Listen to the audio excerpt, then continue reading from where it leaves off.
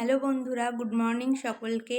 রবিবারের সকালবেলা ঘুম থেকে উঠে পড়েছি ওই 7:30টার দিকে। এখন 8:30 মতো বাজে। তো এখন আমি ব্রেকফাস্ট করব। আর ভাতও বসিয়ে দিয়েছি, ডিম সেদ্ধ আলু সেদ্ধ। সকালে আমি এটাই খাই। এর সাথে কোনো দিন ডাল থাকে, আর একটু মুসুরির ডাল ভিজিয়ে রাখলাম, হয়তো বড়া করব।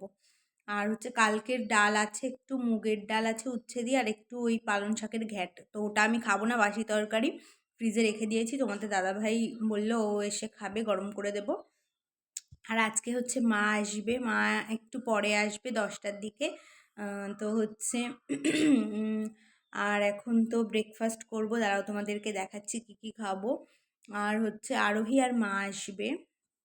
তো সামনেই যেহেতু আমাদের বাড়িতে একটা অনুষ্ঠান আছে, মানে কালী পুজো, তো সেই জন্য মাকে বলেছি তুমি মানে কালী পুজো আসা অবধি যতদিন রবিবার শনিবার পড়ছে সপ্তাহে, আর দুটো হয়তো আর একটা সপ্তাহ পাবো, তো তুমি শনি রবিবার করে এসো, তাহলে আমার একটু হেল্প হবে। কারণ আমার একদম জল ঘাটা বারণ, ডাক্তার বারণ করেছে, সেই জন্য একটু মানে কাজ আছে।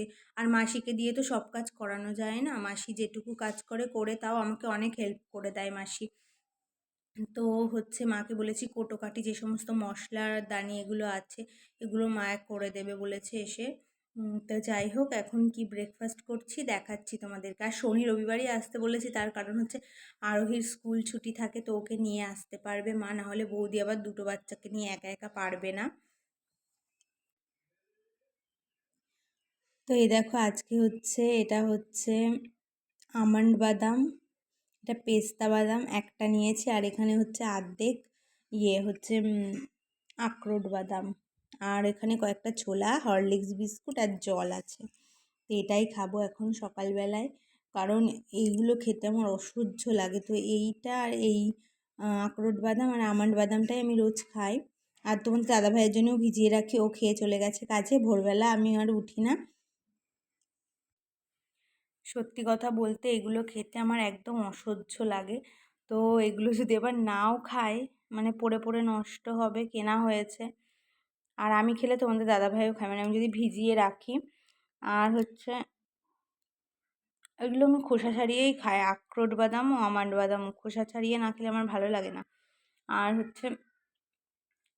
এখনও কাজু বাদাম আছে, তারপরে খেজুর আছে, আর একটা অনলাইন থেকে নিয়েছে ক্যানবেরি, তো সেটাও আছে। এগুলো আমি কিছুই খাই না। তো আগের দিন রাগ করছিল, বলল এনে দিয়েছি, খাওয়ার বেলায় নেই। আর যখন থাকে না তখন আমি শুধু মানে ঘ্যান ঘ্যান করি, এনে দাও এনে দাও। তো এবার